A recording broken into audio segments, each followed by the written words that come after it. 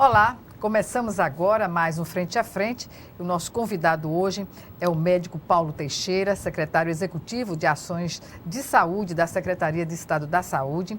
E ele nos faz aqui um balanço das atividades desenvolvidas pela CESAL durante este ano de 2019. Portanto, eu agradeço antecipadamente aqui ao secretário. Secretário, comecemos justamente por esse mutirão de cirurgias que está acontecendo, quer dizer, vai acontecer, né, até junho, primeiro semestre do ano que vem, exatamente, mas já está sendo feita aí a triagem das pessoas que vão buscar fazer essas cirurgias que há muito tempo estavam na fila do SUS, né? Esse mutirão de cirurgias, como foi concebido e, na verdade, ele vai tirar as pessoas da fila? Da demanda reprimida. Exatamente. Primeiro, boa tarde, Gorete. Muito obrigado pelo convite. Em nome do secretário Alexandre, nossos agradecimentos. Mas isso foi uma ideia que nasceu propriamente do nosso governador. O governador Renan Filho tem feito um trabalho extraordinário na área da saúde e acredito eu que num breve espaço de tempo, nesse mandato segundo dele, ele vai entregar o estado de Alagoas literalmente organizado na área da saúde. E o governador sempre pleiteou esse mutirão de cirurgias para fazer frente à necessidade da população alagoana, principalmente a população mais carente, né? E informações sobre algumas empresas que faziam em alguns estados esses mutirões, e tomamos essas informações técnicas todas, foi quando o governador bateu o martelo, juntamente com o secretário Alexandre, para, através de um chamamento público amplo e muito bem divulgado, uma das empresas concorrentes, uma foi vencedora, essa empresa da Bahia, tem grande know-how na área, já executou mais de 25 mil cirurgias, e ela foi ganhadora do certames, e aí começamos a levantar a necessidade da população alagoana. E a escolha do Benedito Bentes para fazer essa triagem? O governo pretende operar 5 mil pessoas. Há uma demanda reprimida nas áreas de cirurgia de hérnia, são as hérnias umbilicais, as hérnias inguinais e as hérnias epigástricas, de adultos e de crianças. As esterectomias e as cirurgias de vesícula, aquele pessoal que tem pedra na vesícula e que tem muita dificuldade para realizar essa cirurgia. Então, essas 3 cirurgias que são bastante procuradas e são muito frequentes na população, o governo começou por elas, como um plano piloto e começando pelo Benedito Bentes, até pelo seu contingente populacional. Mas atinge a todos os municípios alagoanos também, né? As pessoas podem vir do interior para fazer essa triagem aqui na capital. Como se dá esse processo? Perfeito. O povo pode vir e será atendido. Mas a ideia inicial é começar por Maceió e depois o governo vai estender esse mesmo mutirão com essa mesma política para todo o estado de Alagoas. As cidades Polo, por exemplo, vão iniciar... Penedo, Santana, Palmeira, União, Delmiro Gouveia. Então, o governo quer levar esse mutirão para todo o estado e atingir os 102 municípios alagoanos. A assistência média e a alta complexidade, no que diz respeito ao atendimento pelo SUS, sempre foi um gargalo na saúde pública aqui em Alagoas. O que muda, de fato, a partir desse mutirão e das outras propostas que se tem para descentralizar esse atendimento? Essa foi uma pergunta extraordinária. A média e alta complexidade, ela é responsável pelo consumo financeiro de 70% de todos os recursos do SUS. E a baixa complexidade, ou seja, a atenção básica e a atenção primária, onde a população apresenta 80% das suas necessidades de saúde, fica com 30% de todo o capital do SUS. Então, o que é que acontece? A alta complexidade, que leva a maior parte do dinheiro da parte financeira, dos recursos financeiros do SUS, está sempre munida dos pacientes que não são atendidos na atenção primária e na atenção básica, primeiro por uma falta de investimento muito claro. E aí começa a sobrecarregar a média e alta complexidade. Por isso os hospitais estão sobrecarregados, estão cheios e essas filas tão grandes de cirurgia. Hoje eu posso lhe dizer com muita segurança, o secretário Alexandre Arnes está começando a inverter esse fluxo financeiro. Então, nós tínhamos um programa, ainda temos um programa do Estado de Alagoas que encaminha 12 milhões por ano para os municípios alagoanos. O secretário Alexandre está dobrando isso vai para 24 milhões, ou seja, está colocando 100% da parte financeira e está deixando 4 milhões a cada quadrimestre para presentear ou contemplar os municípios que atingirem os seus indicadores. Então, acredito que a média e alta complexidade, num espaço de tempo de médio prazo... Não médio prazo? Mas de médio prazo. É otimismo. Eu digo médio prazo porque o governo federal está pensando nisso também. O ministro Mandetta, ele começou por Alagoas a fazer exatamente o plano piloto do Brasil na inversão da curva do fluxo financeiro. Então, eles querem se dedicar a muita atenção básica, onde a população, como eu disse anteriormente, pois bem, precisa desses 80% das suas ações de saúde aí. Pois é, mas a média e a alta complexidade, ela pode ser reduzida, elas podem ser reduzidas, digamos assim, se o investimento for na atenção básica e na prevenção. Perfeito. A prevenção ainda é a maior e a melhor maneira de fazer economia, né, para os investimentos ou investir naquilo que se sabe que vai dar certo. Perfeito, Gorete. Se nós prevenirmos o câncer de colo uterino, eu vou gastar em torno de 100 a 200 reais lá na atenção básica.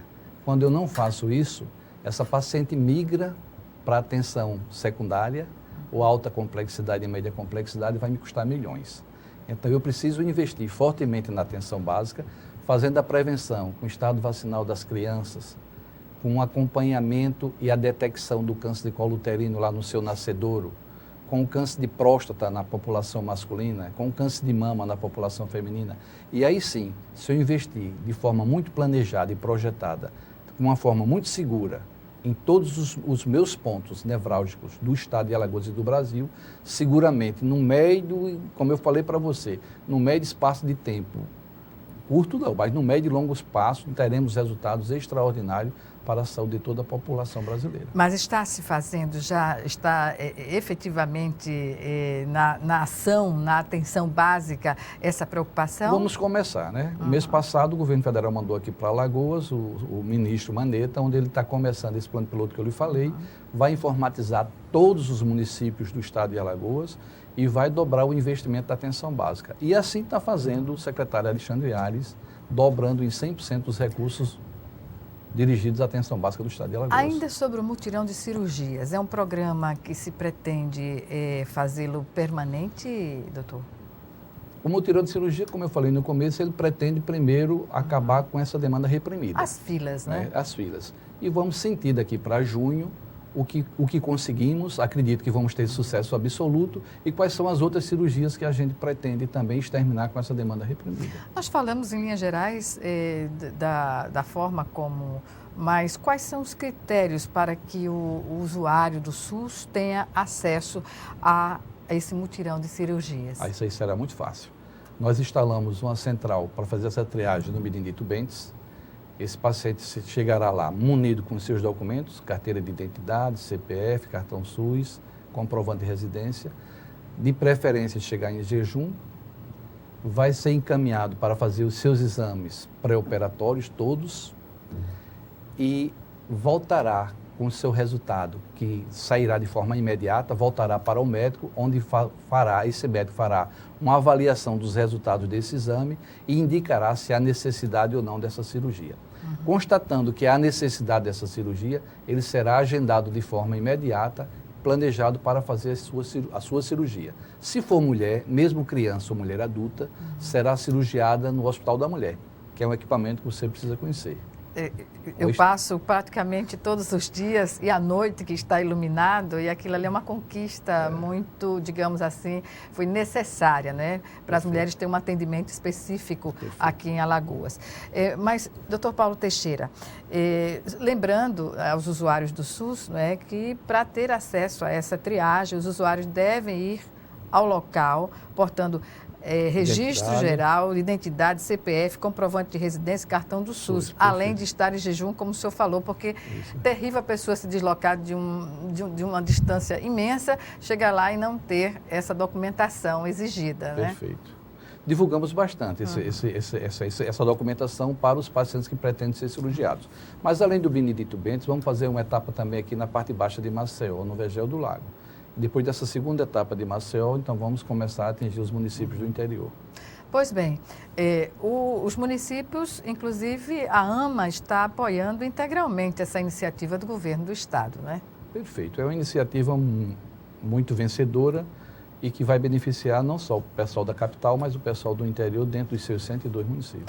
Secretário, em relação ao funcionamento do Hospital da Mulher, houve muita controvérsia no início para a construção desse hospital com recursos, né, do FECOEP também. E o que dizer hoje do que representa o Hospital da Mulher para os serviços essenciais diários, porque na maioria dos atendimentos o hospital está aberto 24 horas, não é isso? Perfeito. O Hospital da Mulher tem um plano operativo extraordinário, né? Primeiro pensou-se exclusivamente na saúde da mulher alagoana, que era um vazio assistencial imenso. Então a mulher alagoana vai ter condição de ter o seu bebê lá, de parir lá, de forma humanizada, com um parto acompanhado por uma equipe multiprofissional. A mulher alagoana vai ter condição de agendar a sua consulta para um ginecologista, um endocrinologista e toda aquela área que faz a cobertura da saúde da mulher. Desde o acompanhamento e a detecção do câncer de colo uterino, do câncer de mama, até o seu planejamento familiar. Então, o Hospital da Mulher pensou exclusivamente da mulher de uma forma muito completa. E a mulher alagoana precisa conhecer aquela unidade que representa as suas necessidades. Pois bem, e além do atendimento 24 horas, o Hospital da Mulher está aberto à disposição dos pacientes também, não é, para gestantes de risco habitual. Não precisa fazer nenhum tipo de encaminhamento. Se ela chegar lá, ela vai ser atendida. Perfeito. É porta aberta, 24 horas, mas o ambulatório das especialidades que vão fazer parte da cobertura da saúde da mulher está funcionando os 3 horários. O ambulatório? O ambulatório. Manhã, tarde e noite, para que aquelas mulheres que trabalham no comércio e não têm condição de ir durante o dia, que tenham à noite esses profissionais à espera para consultá-la e atender às suas necessidades. Pois é, isso é uma informação que a maioria das pessoas, eu acho que não tinha até então, que é importantíssimo, né? Porque as mulheres muitas vezes deixam de se cuidar porque priorizam o trabalho e não sobra tempo, a depender das condições, das exigências, não é? Não consegue viabilizar a consulta. Então, os 3 horários garantidos. Perfeitamente, aberto e garantido, e será agendado e ela será atendida no espaço construído exclusivamente para ela. Pois bem, Dr. Paulo Teixeira, nós vamos chamar agora nosso primeiro intervalo e o Frente a Frente volta em 1 minuto. Até já.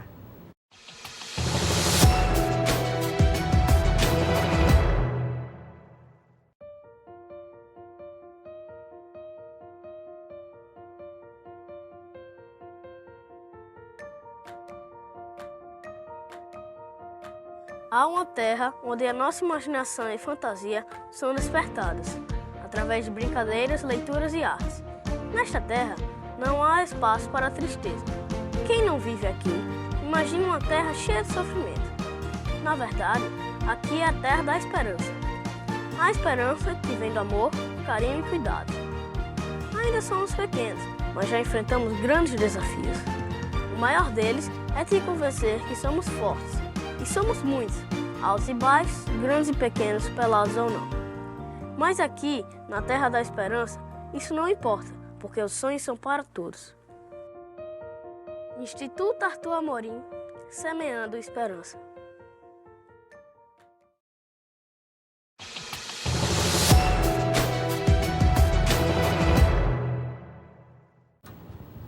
Estamos de volta com o Frente a Frente, que hoje recebe o médico Paulo Teixeira, secretário executivo de Ações de Saúde da Secretaria de Estado da Saúde, e que nos faz aqui um balanço das atividades, né, do que oferece o Estado à população carente usuária do SUS. Pois bem, falemos sobre essa área lilás, denominada RAVES, que funciona também 24 horas no atendimento, na atenção às vítimas da violência sexual. Existe uma demanda, existia até então uma demanda também reprimida para o atendimento nessa especialidade, não é, doutor? Eu diria uma demanda mal atendida. Hoje, o Espaço Lilás do Hospital da Mulher, ele obedece e atinge toda a legislação federal. Então, nós temos hoje o psicólogo, nós temos hoje um médico ginecologista na área lilás, nós temos o policial, nós temos o cartório. Então, a paciente vítima vítima de uma agressão sexual, ela tem na Sala Lilás do Hospital da Mulher toda a legislação federal e estadual ao seu inteiro dispor para lhe dar cobertura, inclusive na área psicológica. Com relação também ao ambulatório LGBT, ele já está em funcionamento? Em pleno funcionamento, funcionando os 3 horários, manhã, tarde e noite, exclusivamente dedicado a essa população LGBT. Qual é a preocupação maior com esse atendimento específico? Primeiro, a gente tem que entender que essa população que não tem um acesso aos outros ambulatórios de forma específica, dentro das suas necessidades, foi pensado isso dentro da legislação federal também, onde a gente teve toda a dedicação em segui-la de forma muito uniforme, muito correta, para que a população LGBT tivesse os seus direitos assegurados e o respeito que ela merece. O Hospital da Mulher, nesse caso do atendimento a LGBT, só não realiza cirurgias de mudança de sexo, né? Por enquanto não, mas pode-se pensar no futuro. Até então é terapia hormonal, tratamento de forma flexível, é isso que tem sido tratamento feito também. Clínico, infectologista, psicólogos, todo mundo à disposição da população LGBT. Isso é um diferencial, não é? No conceito da humanização, do respeito às diferenças, não é, doutor? Foi exatamente pensando nessas diferenças que a gente criou esses espaços com muito respeito, tanto às vítimas da violência sexual, como a população LGBT, como a própria mulher, que precisa ser atendida nas suas necessidades. O que dizer agora da UPA do Jacintinho? A UPA é 10 mil pessoas, aliás, ela tem uma capacidade de atendimento superior a isso, né? A UPA é um golaço do governo do Estado, né?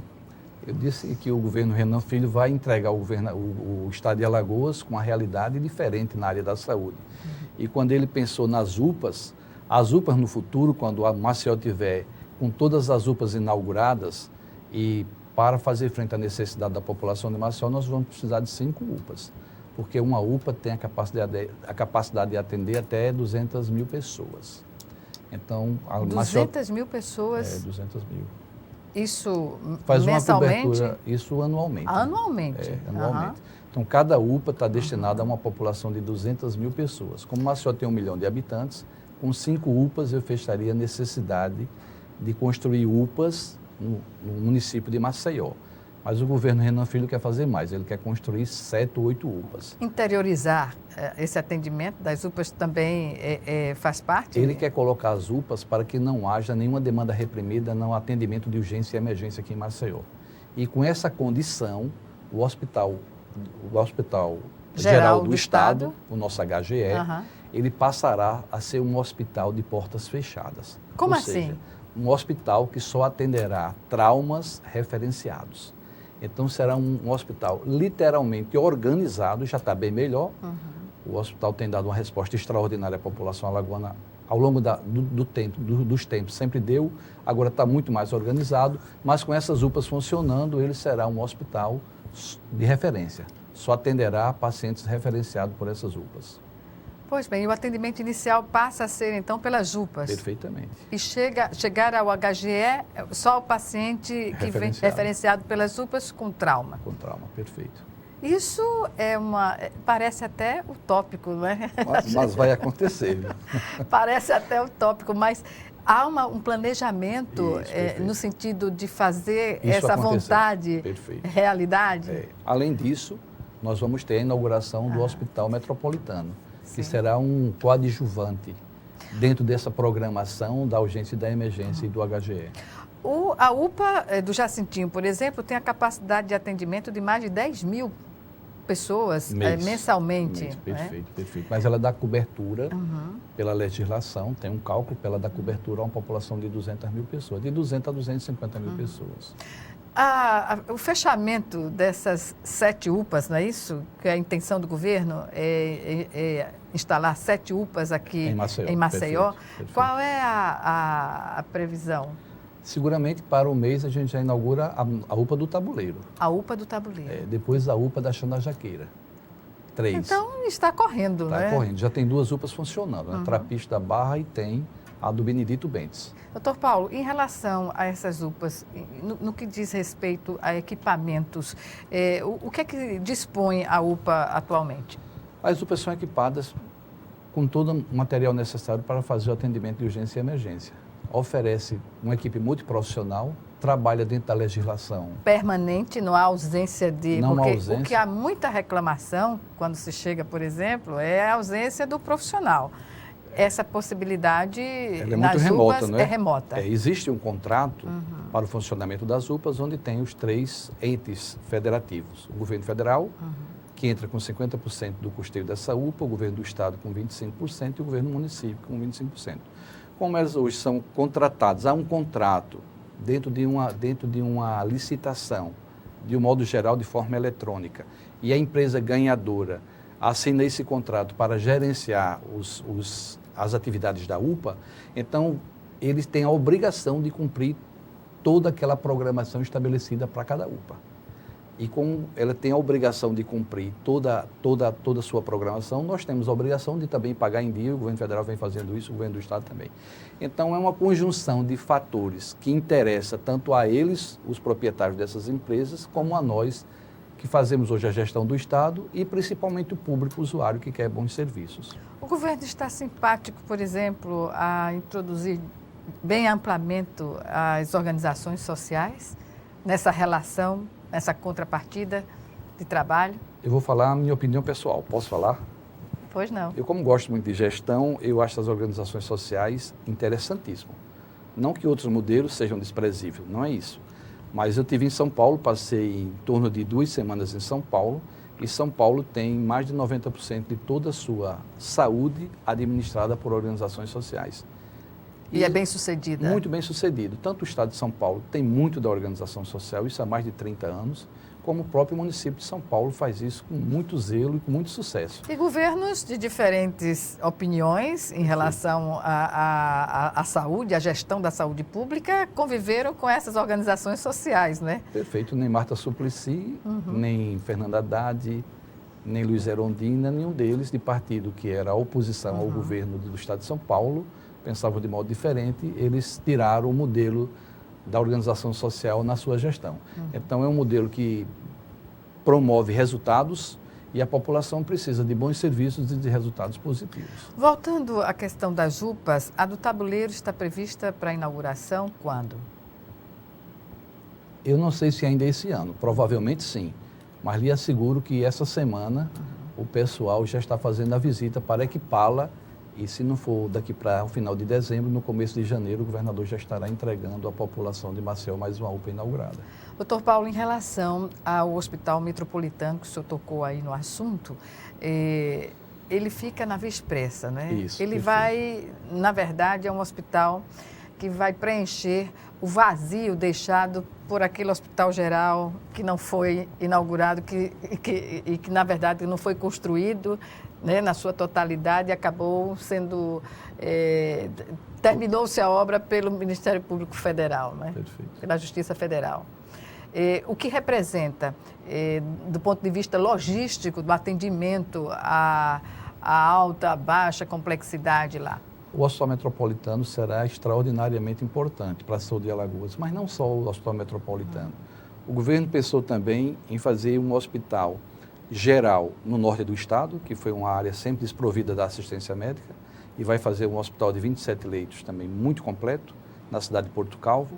Um hospital com o mesmo modelo e a mesma programação de atendimento ou plano operativo na cidade de União dos Palmares, que será o Hospital da Zona da Mata, e esse mesmo hospital com esse mesmo modelo, esse mesmo plano operativo no Alto Sertão, na cidade de Elmiro Gouveia. O modelo até, digamos assim, arquitetônico é o mesmo? Tem uma marca? É o mesmo modelo. É o mesmo modelo, só vai reproduzir. Só vai reproduzir, exato. Então, o governo fecha o estado de Alagoas nas suas necessidades, moderniza as ações de saúde e seguramente preenche todo o vazio assistencial dessas 3 regiões que eu lhe falei.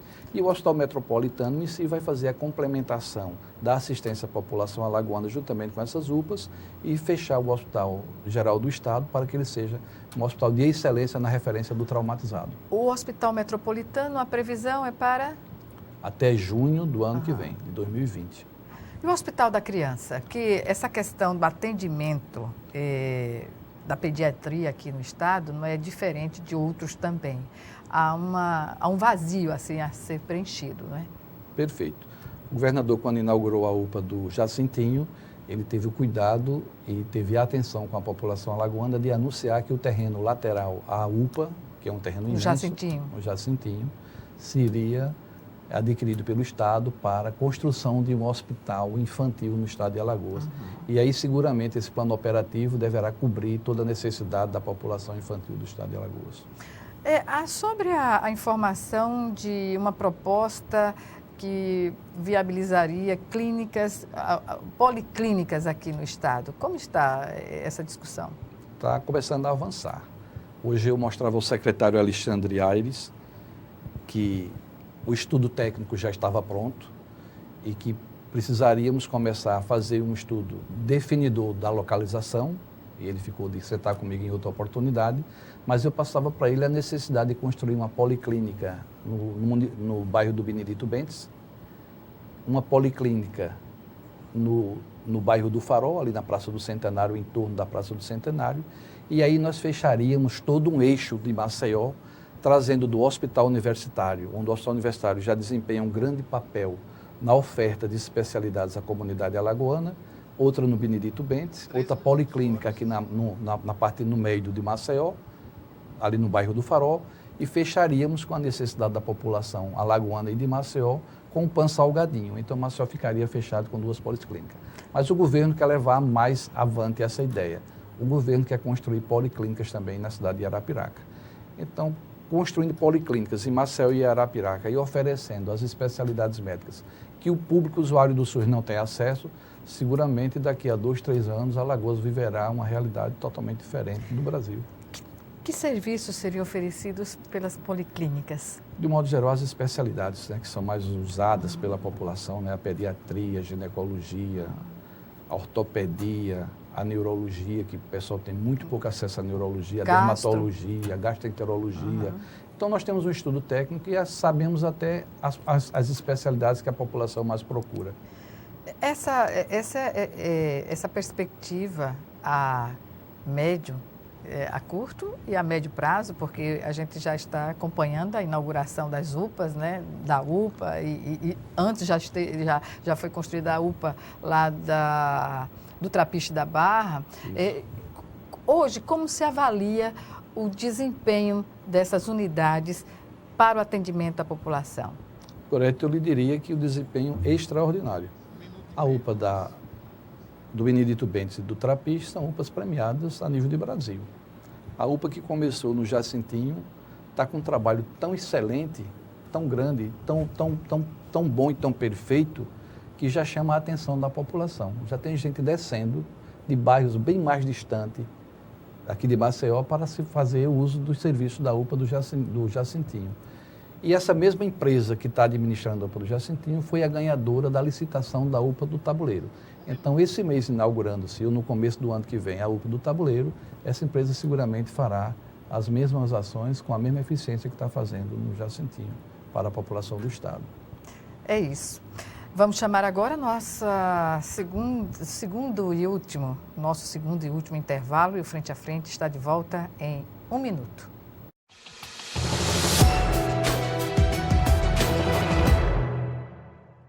Doar sangue é seguro e não dói. O Hemocentro de Alagoas utiliza a mais alta tecnologia para fazer a coleta de sangue. Para doar sangue, é necessário ter mais de 18 anos, pesar mais de 50 quilos e apresentar um documento de identificação com foto. O doador não pode ter contraído doenças como a hepatite, sífilis, AIDS e doença de Chagas. Mais informações é só ligar 3315 2106. O Hemocentro de Alagoas precisa de você. Calma, Chico, vai devagar. Você anda nervoso. Nervoso por quê, amigo? Baixaria. O que você fez ontem? O que tá acontecendo? Batendo na mulher de novo. Mas eu te tomei todas, perdi a cabeça, Não tem fiquei esse nervoso. negócio, não tem esse negócio tomei todas. Aqui todo mundo toma e ninguém bate em mulher, só você. Bebida não é desculpa. Onde tem violência, perde a mulher que apanha, os filhos e você. Homem que é homem, não bate.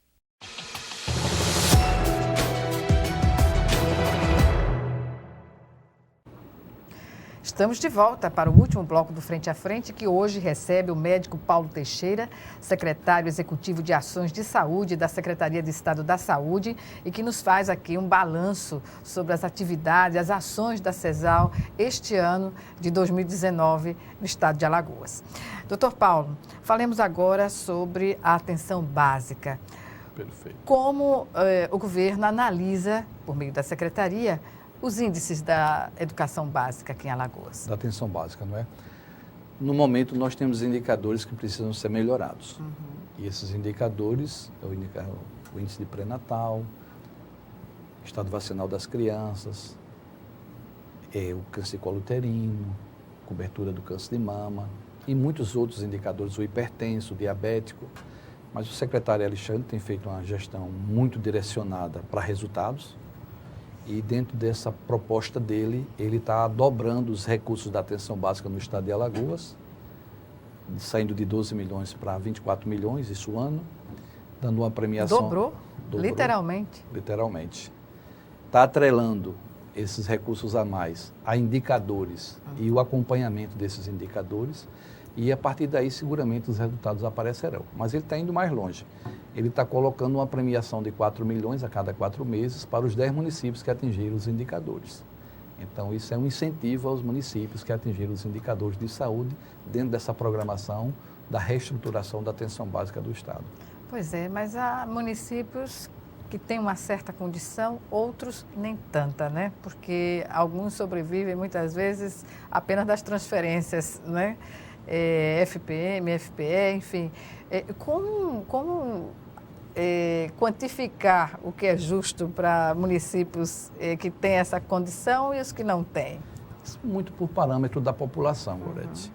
Mas eu digo sempre, a saúde tem necessidades infinitas, mas os recursos da saúde são finitos. Certamente. Por isso a gente tem que gastar com muita parcimônia, com muito planejamento e de forma muito responsável. Isso tem acontecido todos os dias que eu tenho acompanhado a Secretaria de Estado da Saúde. O zelo pelo dinheiro público tem sido muito grande na CESAL. Pois não. E observando a necessidade premente de cada município. Então, essa área técnica tem funcionado muito bem. Essas ações, em sua grande maioria, elas estão sendo, digamos assim, viabilizadas com recursos próprios do Estado ou na contrapartida de governo federal? O governo federal tem dado a contribuição dele, porque dá a todos os estados, né? A fonte 120. Mas o governo do estado de Alagoas, ele coloca 12% de todos os seus recursos no estado anualmente, que importa aí 1 bilhão e 200 milhões ano, 1 bilhão e 300 milhões, às vezes até mais, e ele tem cumprido integralmente esse repasse. O governo do estado não tem falhado em um centímetro com a parte financeira que cabe a ele. A organização da SAMU aqui em Alagoas, o que dizer? É uma das melhores do Brasil, né? Nós temos duas sedes de SAMU, nós temos aqui em Maceió e temos em Arapiraca, temos um socorro aéreo, acho que só o estado de Alagoas tem aqui no Nordeste, e temos 25 bases de SAMU distribuídas em torno do estado de Alagoas com a distância de 30 quilômetros uma da outra, além das duas grandes bases, que é Maceió, que será reformada em breve, e a cidade de Arapiraca também. E todas as ambulâncias hoje que prestam serviço a SAMU, a grande maioria, a esmagadora maioria, foi adquirida com recursos do governo do estado e são todas novas que não têm um ano de uso. Doutor Paulo, aquela constante, antiga imagem que se tinha da realidade, né, de o governo distribuir, digamos assim, ambulâncias para os municípios e deixar que a ambulância fizesse o trabalho de trazer os pacientes para a capital. Pode-se dizer que isso é uma coisa do passado ou não? Não, isso ainda está muito presente, né? Porque a média e alta complexidade ainda funciona de um modo geral. Aqui na capital. Na capital e em Arapiraca de um modo geral, né? Apesar de ter interiores que faz saúde de excelente qualidade. Hoje Santana está muito bem. O Hospital de Santana. Com o Hospital de Santana. Palmeira dos Índios sempre teve muito bem, né? E São Miguel dos Campos faz muito bem. Então, nós já temos hoje algumas ilhas de excelência no interior do estado de Alagoas. Mas todo município recebeu do governo do estado uma ambulância nova, totalmente equipada, para fazer frente também às suas necessidades. Plano de oncologia, o senhor me falava antes da entrevista que há uma preocupação específica nessa área. Perfeito. Nós trabalhamos fortemente o plano de oncologia para o Estado. Esse plano já está pronto. Esse plano foi aprovado na CIB. Esse plano passou pela colaboração dos técnicos do CORSEMES. Esse plano passou pela discussão dos municípios. E seguramente vamos começar 2020 com o pé direito na oncologia. O que constitui esse plano?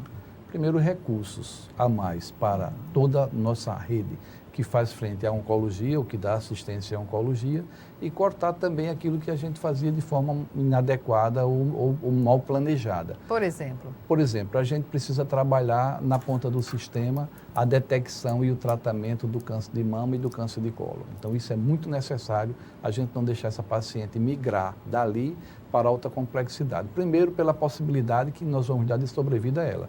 Quando o câncer de colo uterino e de mama é detectado no seu início, a paciente tem de 90% a 95% de chance de cura total. Quando migra já para os cacões, a gente seguramente já tem esse E é um custo bem elevado também. Muito elevado, e a expectativa de vida seguramente está bem menor. Então, vamos trabalhar principalmente na prevenção do câncer de colo, de mama e de próstata, e vamos trabalhar também a assistência na biópsia, porque eu preciso identificar esse câncer. E tratar a mulher em tempo hábil, não é? Porque Perfeito. O que se espera está determinado 60 dias, não é? Lei. Que nem sempre tem sido cumprido. Exatamente. E precisamos cumprir essa legislação. Isso é importante para a saúde pública e é importante para a mulher. Rede de urgência? Está muito bem desenhada já. Com as UPAs, com o SAMU, com o Hospital Metropolitano. Com as ambulâncias. Com as ambulâncias e com a HGE no futuro, sendo um hospital referenciado. Hoje, o que o Estado entende como uma prioridade das prioridades na área da saúde? Eu diria que era levar essa assistência que o governo planejou nesses hospitais das áreas Norte, Mata e Alto Sertão, o grande hospital metropolitano inaugurado, essas UPAs fechando a necessidade da urgência e da emergência e essa reestruturação da atenção básica e da oncologia no estado de Alagoas. Fecha o atendimento geral? Eu acho que fecha em 90% a necessidade da população alagoana. Porque, sinceramente, antes dessa perspectiva do hospital da região norte do estado, as pessoas tinham até medo de sair, chegar ao município, ter algum infarto, qualquer coisa, e não dar tempo de chegar a Maceió. A região norte é muito carente de hospitais. Era uma região muito esquecida, mas após a inauguração desse hospital, seguramente não será mais. Mas quando você falou em infarto, Alagoas foi contemplado com um prêmio pelo combate ao infarto e o tratamento do infarto feito no HGE. Nós temos um prêmio nacional a respeito disso. O HGE tem feito um trabalho extraordinário nessa área.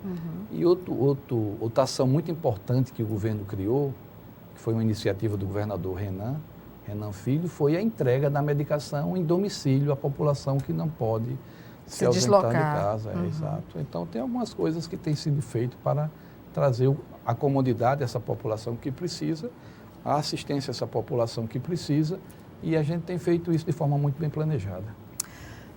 Regular, um centro de regulação, não é, para essas ações, é o que falta para fechar, de fato, esse processo, doutor Paulo?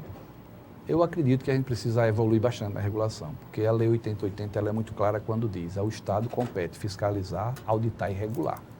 Então, já estamos fiscalizando melhor, muito melhor, já estamos auditando melhor, muito melhor, e já começamos a regular. Agora, é preciso avançar. A regulação, quando eu faço regulação, eu humanizo o atendimento. E quando eu humanizo, eu respeito o direito do cidadão. Além do que, eu promovo uma economia substancial quando eu regulo. Só vai usar serviços da saúde quem realmente precisa dos serviços da saúde.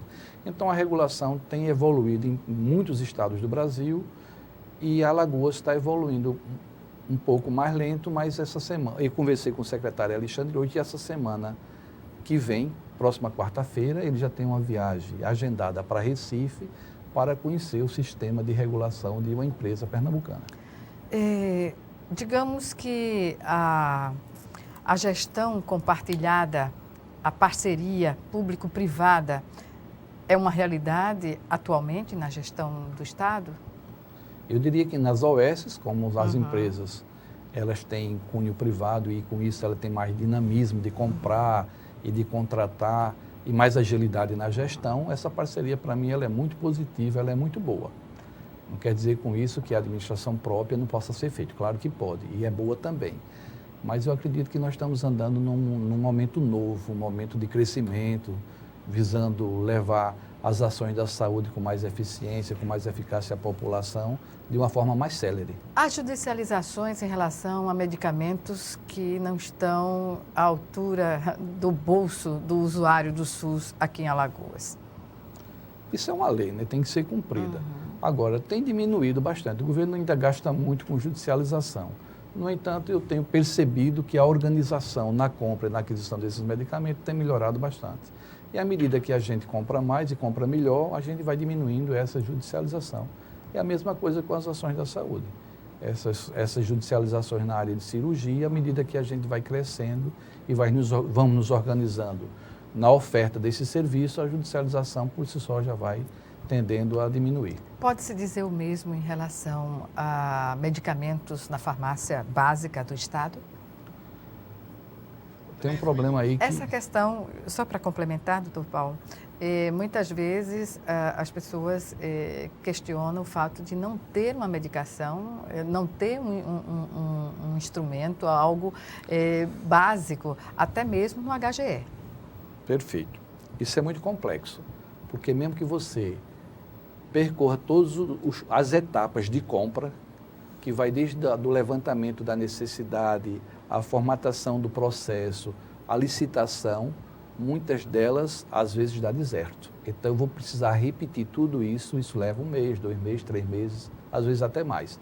Mas a experiência da utilização do produto já dá uma margem, isso é uma questão de gestão também, não? Um pouco também. A gente precisa melhorar nesse aspecto também. Não estou aqui dirimindo nem tirando a nossa culpabilidade. Temos evoluído bastante e eu lhe asseguro que temos evoluído muito, mas a tendência é cada vez mais nos organizarmos. Sei da dificuldade, que fui gestor público também, e quando uma licitação ela dá desértica, a gente vai ter que começar do zero e aquilo leva 2, 3 meses. Isso implica prejuízos de toda a ordem, né? De toda a ordem, mesmo que nessa licitação esteja contemplado material básico, da mais básica necessidade de um hospital. Até gaze, né? Gaze, luva. Anestésico, seringa. Aí é que o problema é grave, porque a gente vai ter que fazer tudo de novo para adquirir esse material. Digamos que não há superlotação daquelas que a gente verificava antes, mas quem vai ao HGE, que precisa ir para o HGE, percebe que ainda se atende de uma forma precária, com pacientes não acamados, em corredor, isso ainda é uma realidade. Com essas ações, espera-se que isso não aconteça também, seja transferido para as UPAs, não é, doutor Paulo? Primeiramente, o HGE já não tem mais paciente em corredor, né? Já tem um programa lá de não deixar mais paciente em corredor. Então, os corredores já não têm aquelas marcas, aquele monte de marcas.